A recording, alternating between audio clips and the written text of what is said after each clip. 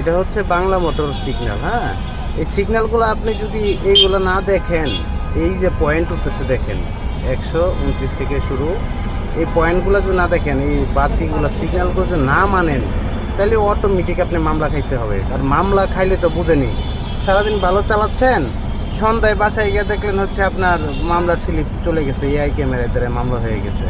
আপনি এগুলো অবশ্যই ভালো করে দেখে শুনে রাস্তায় চলাফেরা করবেন। এখন আর আগের মতো এই মুক্ততা এইগুলোর বাদ নাই। এই জন্য হচ্ছে নতুন আর পুরান বলতে কোনো কথা নাই। এখন কিন্তু সরকার নিয়ম করছে লাইসেন্সে পয়েন্ট কাটা যাবে, পয়েন্ট কাটা গেলে তো বিপদ। দেখেন ওই দেখেন মানে নাম্বার উঠতেছে তো, এটা দেখতেছেন।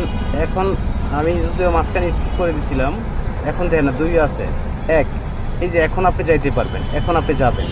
এখন এগুলো না দেখলেই ভাই সমস্যা। সবাই সাবধানে চলবেন, ট্রাফিক আইন মেনে চলবেন। Thank you.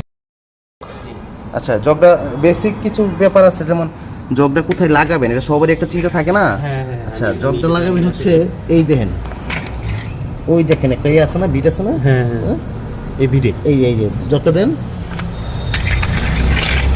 এই জগটা এভাবে লাগবে, এভাবে হবে জগ। হ্যাঁ, এই ঘোরানোর পরে হচ্ছে উঁচা হবে, উঁচু হবে। এই যে জগটা ঠিক এইভাবে লাগাবেন, ঠিক আছে? যত ঘোরাবো তত উঁচু হবে। হ্যাঁ, এইভাবে না লাগালে বিপদ, না লাগালে ছিঁড়ে যাবো। আচ্ছা, এটা কি হুইল রেঞ্চ, আর এটা হচ্ছে জগ। জগটা কোথায় লাগাবেন বুঝছেন তো? খুব ঠান্ডা মাথায় জগটা হচ্ছে বসে, তারপরে হচ্ছে সুন্দর করে এখানে হাত দিবেন, আর এই যে জগটা ঘুরাবেন, ঘুরে এখানে সুন্দর করে গ্যাপটা বসাই দিবেন। হ্যাঁ।